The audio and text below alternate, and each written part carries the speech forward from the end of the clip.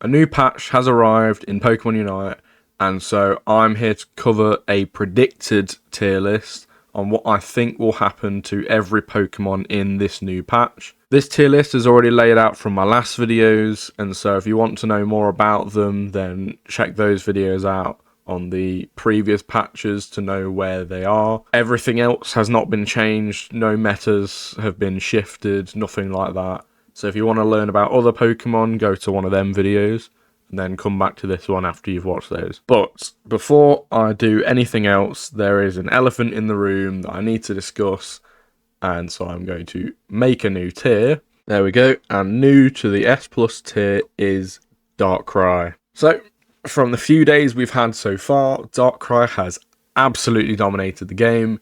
He's got such high damage after this new emergency patch. He's got such high kill potential, such high potential in general. And so if you want to rank up in Pokemon Unite right now, definitely make sure there is a Darkrai on your team before it gets inevitably re-nerfed again. The kill potential and the damage in general that you have on Darkrai are incredible. And so Darkrai being busted, I feel like boosts Comfey in a way. And so if you have a Darkrai on your team and they know what they're doing, honestly, just picking Comfey might be one of the best plays you can do in the game right now. And so just because of Darkrai, I might actually just keep Comfey up here in S+. But I'm not going to talk about Darkrai too much, and instead I'm going to move on to all the other Pokemon that have been changed in this patch. So first up is Ninetales, who just got special defense and defense boosts across the board.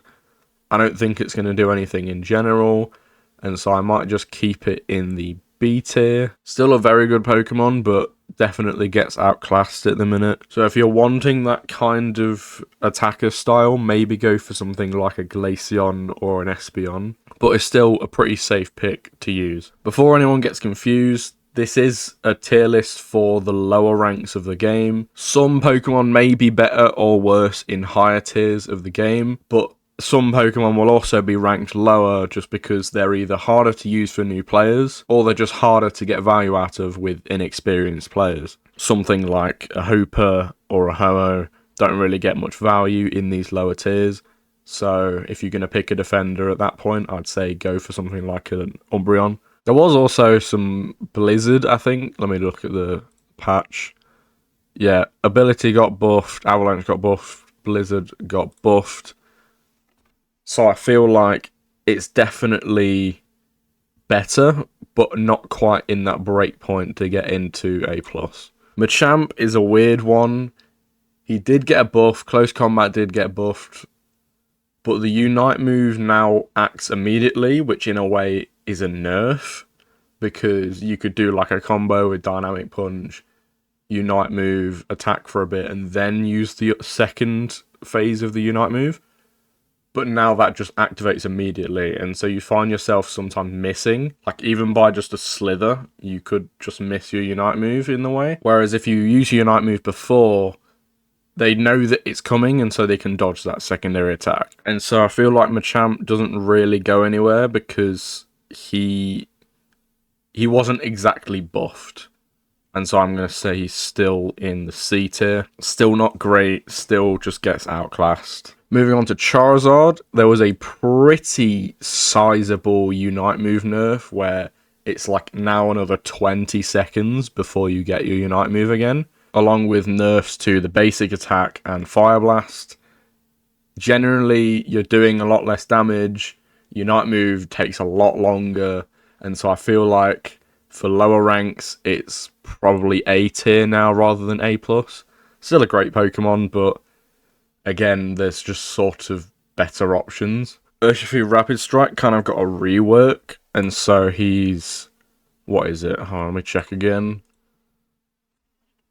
Yeah, the cooldown reduction is less, but you do more damage in general, and so I feel like it's not really going to make much of a difference. He's still... Urshifu is better than it was once before, where Urshifu just was really bad. So I feel like you could make an argument for A. But I'm just going to stay with B. Blastoise got some much needed buffs to defenses and Hydro Pump, Surf, and Rapid Spin Plus. I had him in, I believe, A before. Blastoise is no longer at the pace. Blastoise is no longer at the point as before when I first started making these videos, where he was probably S tier. Now I would probably say, I'd probably say A still. I don't know why, because Fable's still a defender. I need to fix this tier list. Honestly, a great Pokemon to pick now. I feel like, yeah, maybe it is A+. Maybe it is A+, especially for lower ranks anyway. I mean, Goodra would probably be lower for like Masters and High Masters, but I feel like low rank players just don't know how to deal with Goodra, and so it's a lot higher because of that. Clefable's maybe lower than it should be as well. In fact, I might just redo the entire tier list at some point, but then it's a really long video, and I don't really like posting them because they don't really do very well. Delphox got a nerf, probably not to the right thing, because Fire Spin is really annoying, but they sort of just nerf the damage across the board with the Fire Blast damage and the Mystical Fire damage. I'd still say it's probably A+, just for that utility with that Fire Spin. It's just like a mini Gardevoir Unite, in a way. Like, if you have a solid team that you can work with, enemies can't escape you. You just become a really strong force, and with that damage nerf, maybe less so, but if you're just working with your team, you're not really the one that needs to do every bit of damage anyway. So it works out just fine either way. Dragapult's attack stat value has been reduced on Phantom Force. It's not an amazing change. It's not awful. I feel like it's still probably A, but it is going to get harder to get value out of as of now. Snorlax is a lot better. Snorlax was probably B before, but he got buffs across the board, I believe. Yawn got buffed, Flail got buffed, and Block Plus got buffed. Flail is no longer absolutely AIDS, so maybe Snorlax, I've just said maybe twice.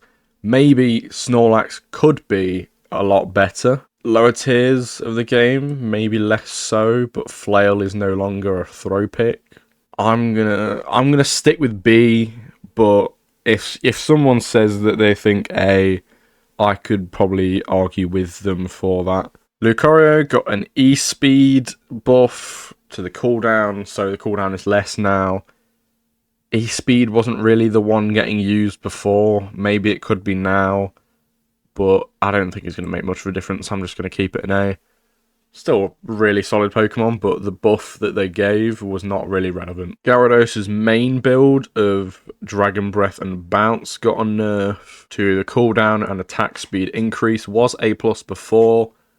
Probably doesn't change. Maybe on the lower side of A+. So if I bring him over here, even though this isn't really ordered, it's only really ordered in individual tiers, so maybe a bit worse, but not relevant enough of a nerf to matter. Mamoswine got a honestly unneeded nerf. Ice Fang was probably the build you'd go with anyway, but I'd say maybe B. So the damage on the small icicles got nerfed, and Earthquake got a nerf to the cooldown. I'd say, yeah, probably just B. Still, maybe an argument for A, but it's not really. It's a nerf in a way, but I don't know. It's hard to think. Maybe it is better. Just realised I completely skipped past Armarouge. He got an overall change. Buffs and nerfs here and there. A rework to Fire Spin was probably A before. Maybe A+.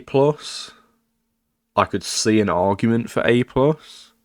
I'm saying that with a lot of these Pokemon now that I think about it. I'm going to say A+, specifically because it's harder for lower ranked players to deal with Armarouge, and it still does get a lot of value, but honestly, it's probably, if there was an A plus minus or something like that in between these two tiers, then yeah, maybe I could see it going in between, but it's not bad enough to be an A, but it's not really good enough to be an A+. I don't know. We'll just see how the season plays out. Zoroark got buffed. It could still be here in the tier of these three. Oh, just realised I put that in the wrong place. It could be here with the tier of don't play because they're too hard with Mew and Aegislash and Zoroark. But it also could be, I don't know, because it is a buff in the end of the day, and Zoroark is good. So if you can get the hang of Zoroark, then sure. But Zoroark's really hard to play. Probably the hardest Pokemon to play. Oh, maybe it's Mew. But it's up there. And so I feel like probably leave it until you're better at the game to pick him up and sort of just get the hang of someone that's easier for now. If this was for a master rank tier list, probably A tier, but that's not what we're going for here. Dragonite, poor old Dragonite got a nerf to the electric attack and outrage. I'm gonna say it was probably A before, and I don't think it's gonna change much because I'd probably still say that Dragonlance's Hyper Beam was better anyway. Maybe it wasn't, I don't know, but I'm going to keep him in A because I don't think it's going to be that influential. Cramorant got a dive nerf. Why? I don't know.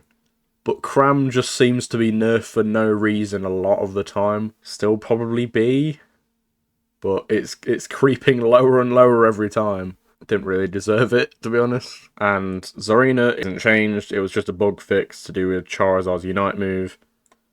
Still with this group here, I'm going to move them all together. Apart from Zoroark, obviously, because he's not an all-rounder. But these three in Zoroark are hard to play. Just leave it for a bit until you're better. And then you can get more used to them and play them to your best ability rather than just straight away. I'm going to quickly scan over and see if there's anyone else that probably needs to be moved around. Greninja is going to go up to A. It's gotten a lot better this season. I feel like more people are starting to realise its potential, but it's still not great in the lane. You probably still want to pick Central Greninja if you're going to play him. One Pokemon I feel like people are underrating is Duraludon. People don't really play Duraludon, like, at all. I think it might actually be the lowest picked Pokemon in the game. I think I probably see a Duraludon like once a month at this rate. But it's really not that bad. It's like very middle of the road, very good. And I feel like people are just sleeping on it, to be honest. Blaziken could move up to S, but I think, to be humble, it's going to stay in A+. Still very good, but I thought I'd mention it just to consider it. That's going to be it for today's tier list. Of course, play Darkrai. If you want any tips on other Pokemon, I've made guides on Blaziken, which is on screen now. I also made guides on a lot of other Pokemon. I'll just put the playlist on the screen. And so if you want to dive into some of them, then they're there for you now.